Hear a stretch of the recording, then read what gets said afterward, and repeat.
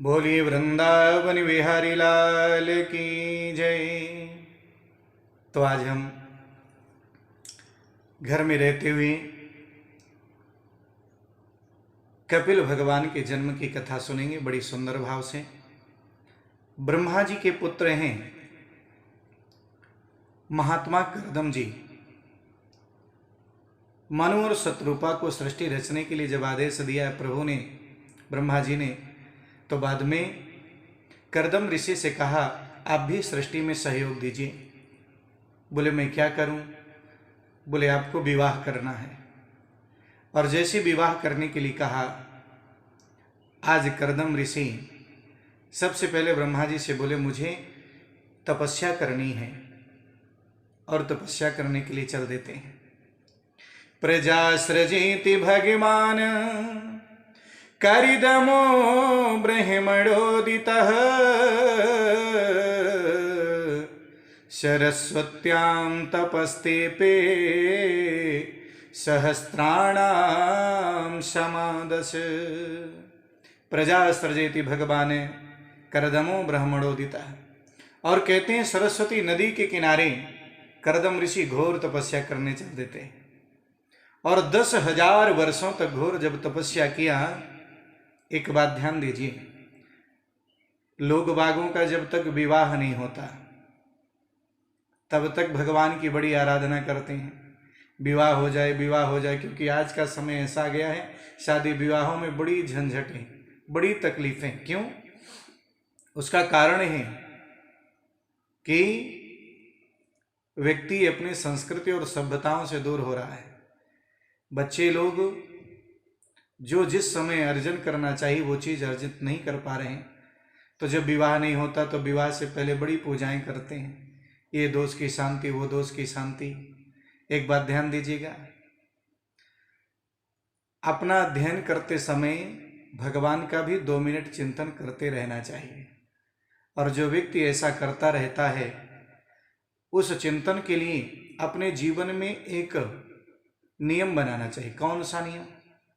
नियम ये कि प्रत्येक दिन, अगर ज़्यादा नहीं बच्चे कुछ कर रहे हैं पढ़ाई के साथ साथ, तो इतना कर सकते हैं कि प्रत्येक दिन अपने माता पिता को प्रणाम करें, अपने से बड़ों का अपमान ना करें, अपनी विद्या अध्ययन में मन लगाएं, तो निश्चित रूप से उनका कोई कार्य जीवन में नहीं रुकेगा। ये शाश्वत सत्य है। लेकिन जब हम, ये सबसे बड़ा नियम है, अपने माता पिता का आशीर्वाद हर समय लेते रहना, प्राप्त करते रहना। लेकिन आजकल वही चीज नहीं हो पाती। और जब हम माता पिता का आशीर्वाद प्राप्त करते हैं, विद्यार्थी जीवन में गुरु का आशीर्वाद प्राप्त करते हैं, तो हमारे सभी कार्य बनते चले जाते हैं। जब हम अपने मार्ग पर सही तरीके से आगे बढ़ते हैं, चलते हैं, कर्तव्य का भी पालन करते हैं और अपने धर्म का भी पालन करते हैं कि हमारे सर्वप्रथम गुरु और देवता हमारे सर्वप्रथम माता पिता है। चाहे आप इंजीनियर बन जाओ, चाहे डीएम बन जाओ, चाहे जो बन जाओ, हर जगह आपके माता पिता ही आपके सबसे बड़े देवता हैं। तो कर्दम ऋषि को भगवान ने जब दर्शन दिया, तो भगवान से के दर्शन करने के बाद भगवान को प्रणाम किया, और भगवान ने कहा कि मैं तुम्हारे संकल्प को पूरा करने आया हूँ। तुमने जो संकल्प लिया है कि मेरी शादी हो जाए, तो आज से तीसरे दिन एक मनु राजा आएंगे और अपनी बेटी का विवाह आपके साथ करेंगे। भगवान को प्राप्त करने के बाद कर्दम ऋषि के मन में भाव जगा कि मुझे तो इस संसार में नहीं पड़ना चाहिए, मुझे तो सिर्फ परमात्मा के चरणों की भक्ति करनी चाहिए। और भगवान से बोले गोपाल, मुझे अपने चरणों में जगह दे दो।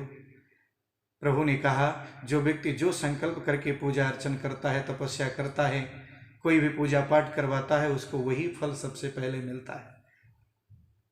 आपने संकल्प लिया था कि मेरी शादी अच्छी हो, ऐसी हो जो मुझे भगवान के भजन से दूर ना करे, तो आपको ऐसी पत्नी मिलेगी। कर्दम ऋषि ने सोचा शादी तो जरूर होगी, क्योंकि भगवान का आदेश है। हे गोपाल, तो आपसे यही वरदान है, मांगना चाहता हूं मैं कि आप ही पुत्र बन करके आए, और जैसे एक पुत्र हो जाए वैसे मैं गृहस्थ जीवन त्याग दूं। बोले ठीक है। तथास्तु कह के चले जाते हैं। तीसरे दिन मनु महाराज आकर के अपनी बेटी का विवाह कर दिया, और बेटी देवहूति का जब विवाह किया, माता देवहूति अपने पति के साथ उनकी झोपड़ी पर आई।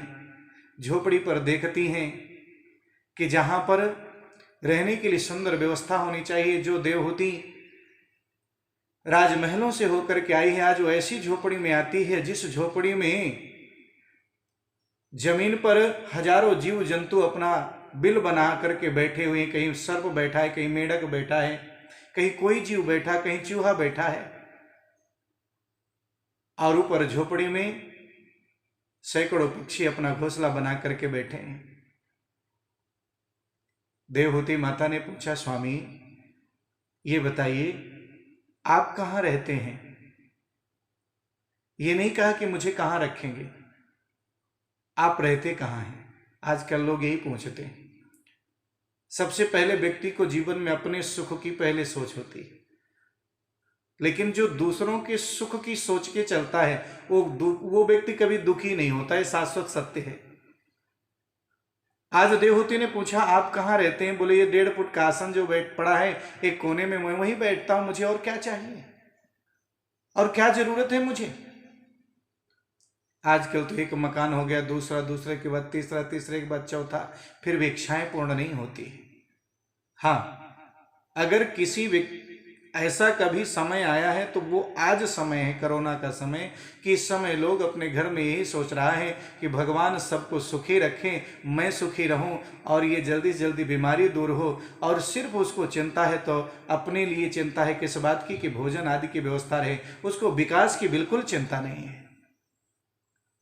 और एक प्रत्येक दिन व्यक्ति किसी न किसी रूप में भगवान का स्मरण भी जरूर करता होगा, शाश्वत सत्य है, क्योंकि विपत्तियां ही व्यक्ति को गुणवान बनाती हैं, व्यक्ति के अंदर एक ज्ञान पैदा करती हैं, विपत्तियां ही भगवान का याद भी दिलाती है। तो आज ऐसा समय, कर्दम ऋषि ने कहा देवी मुझे और क्या चाहिए, लेकिन जैसे ही माता देवहूति ने आज झोपड़ी में लगी हुई एक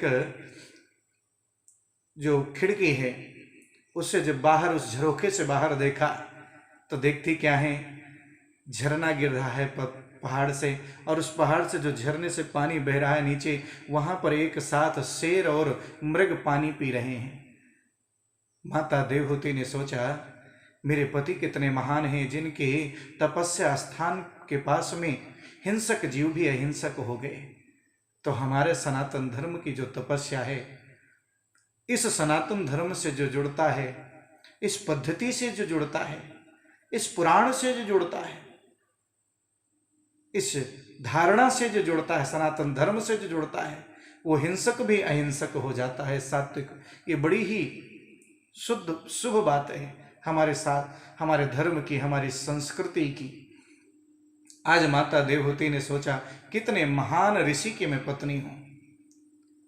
आज कर्दम ऋषि माता देवहूति से कहते देवी तुम थोड़ा सा बैठो, मैं भगवान का स्मरण कर लूं, और सोई समाधि में चले जाते हैं। जब समाधि टूटती है तो करीब 70 वर्ष बाद समाधि टूटी तो देखा एक सामने बूढ़ी माता जी बैठी हैं। पूछा देवी कौन है?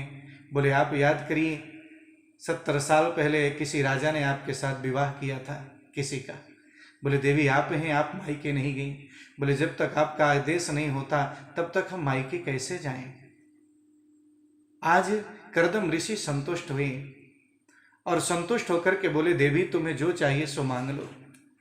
माता देवहूति ने हाथ जोड़ करके कहा तुष्टो हम द्यतविमा न विमान दाया शुश्रूषया परिमया परया च भक्त्या यो देहि नामयमतीव सृहस्य देहो नावेक्षितः समुचितः क्षपितुं मदर्थे। आप यदि मुझसे संतुष्ट हैं, जो एक पत्नी पति से सुख चाहती वही चाहिए, और प्रभु की कृपा से एक सुंदर विमान का निर्माण करने के बाद एक सरोवर में स्नान करके दोनों का स्वरूप नवयुवक और युवतियों जैसा हो गया, नवयुवक और युवतियों जैसा हो गया। और उस दिव्य स्वरूप को प्राप्त करके उस विमान पर विहार करते हैं तो सबसे पहले 9 कन्याएं जन्म लेती हैं और बाद में 10वें के रूप में साक्षात नारायण आज माता देवहूति के गर्भ से कपिल भगवान के रूप में अवतरित होते हैं। बोली कपिल भगवान की जय।